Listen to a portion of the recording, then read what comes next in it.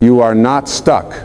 I want you to hear that right now, deep in whatever part of you is listening. You are not stuck. You have never been stuck. What you have been is confused. Confused about what is actually happening to you.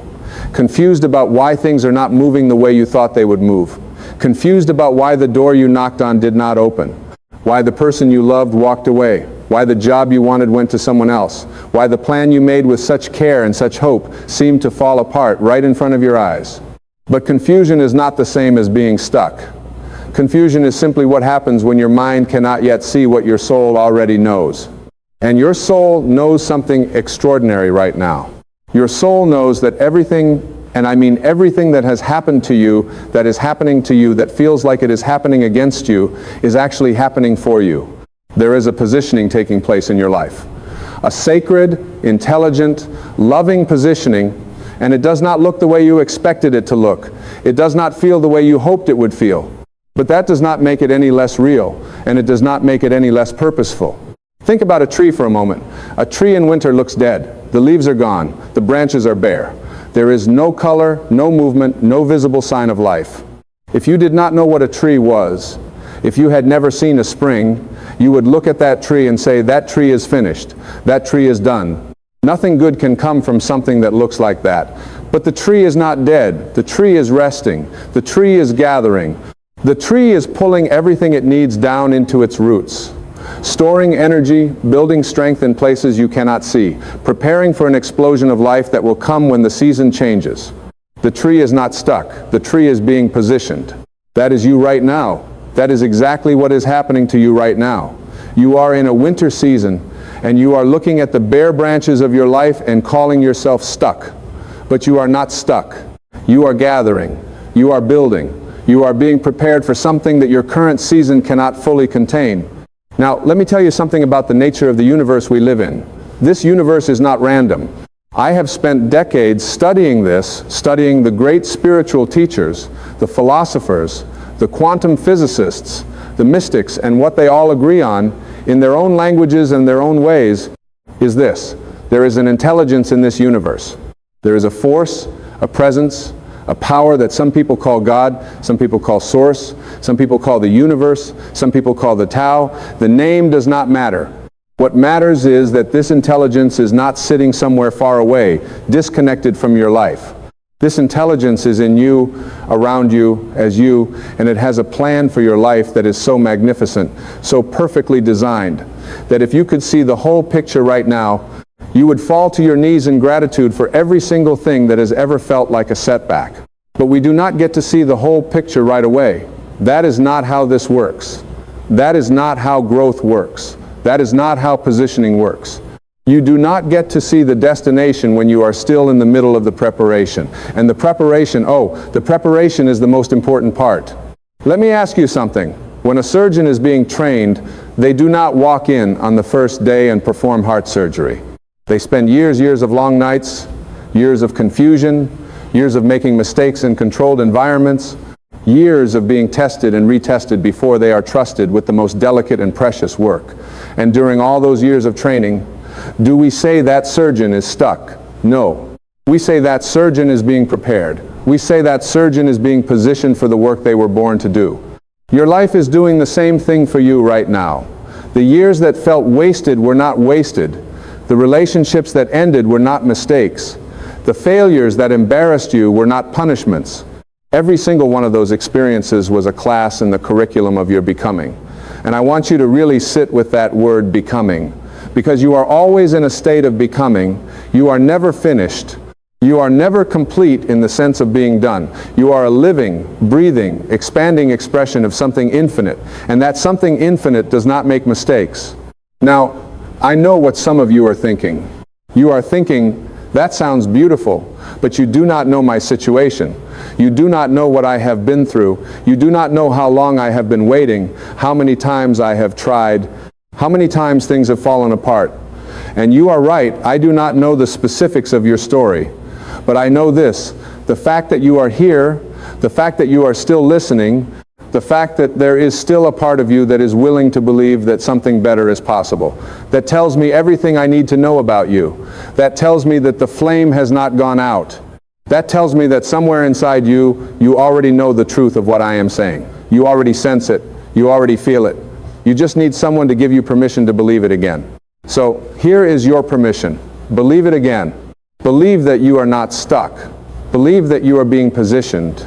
Believe that the intelligence that created you, that breathed life into you, that placed specific gifts and talents and desires inside of you, believe that that intelligence did not do all of that just to leave you stranded in confusion and disappointment.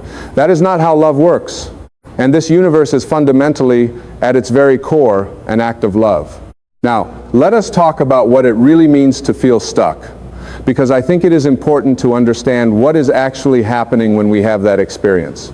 When you feel stuck, when you feel like nothing is moving and nothing is changing and nothing is working, what is really happening is that your mind is trying to control an outcome that is beyond its ability to control. Your mind, that brilliant, busy, constantly chattering mind of yours, has decided that things should look a certain way by a certain time, and when reality does not cooperate with that plan, your mind calls it failure. Your mind calls it stagnation. Your mind calls it being stuck. But your mind is not the wisest part of you. Your mind is a tool. It is a magnificent tool. It can solve problems, plan strategies, analyze situations, but it is just a tool. And when you let the tool become the master, when you let your mind tell you what is possible and what is not possible, when you let your mind define your reality instead of your spirit defining your reality, that is when you start to feel stuck. The ancient teachers, from the Taoists to the great Christian mystics to the Vedantic philosophers, all pointed to the same truth.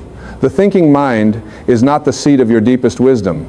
There is something beneath the thinking mind, something quieter and more certain, and that something, that place of deep inner knowing, is never confused, never lost, never stuck. That place always knows exactly where you are and exactly where you are going. The only question is whether you are going to listen to it. And listening to it does not mean sitting passively and doing nothing. It does not mean abandoning your ambitions or giving up on your dreams. It means something more like trust.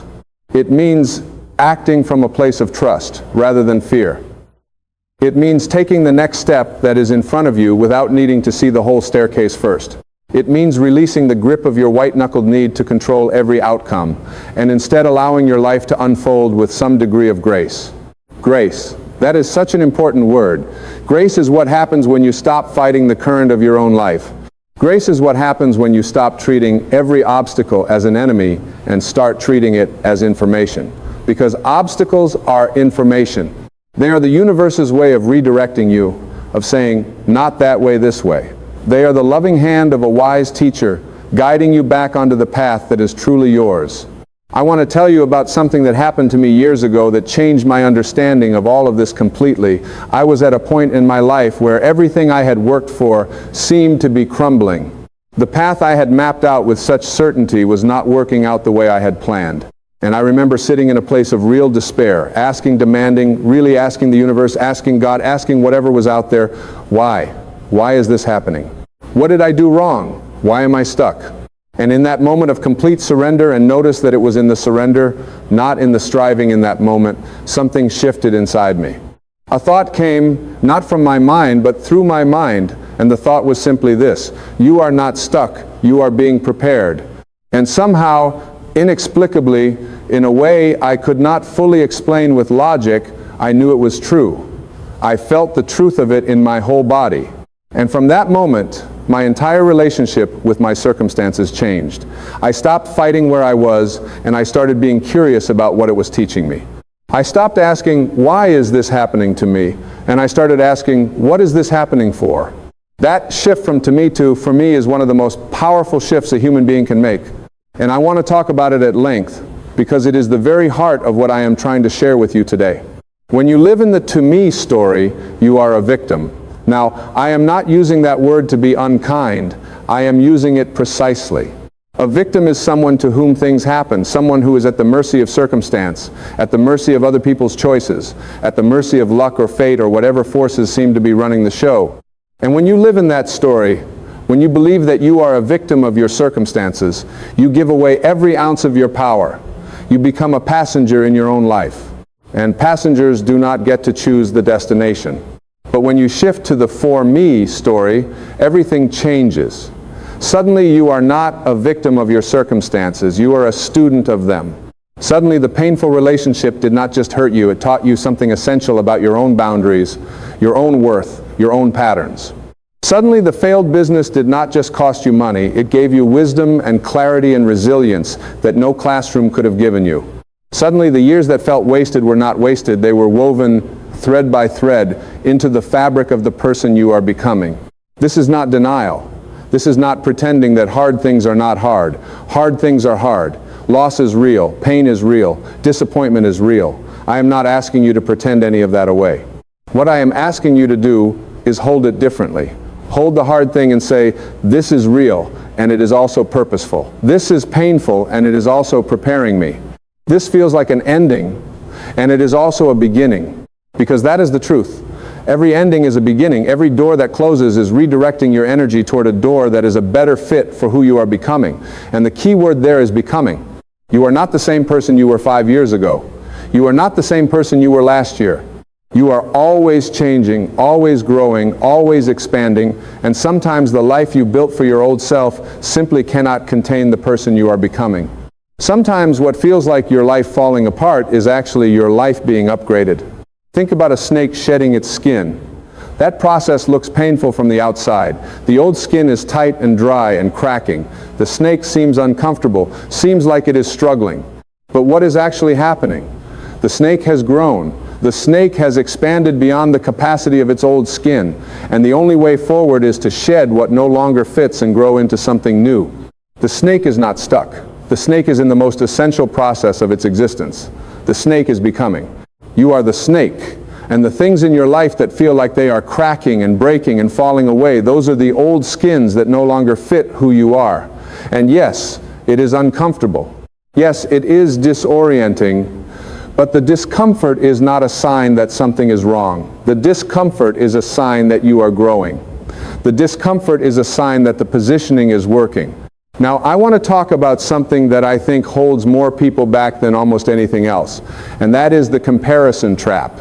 When you feel stuck, one of the cruelest things your mind will do is look around at other people, people your age, people from your background, people who started where you started, and compare where they are to where you are.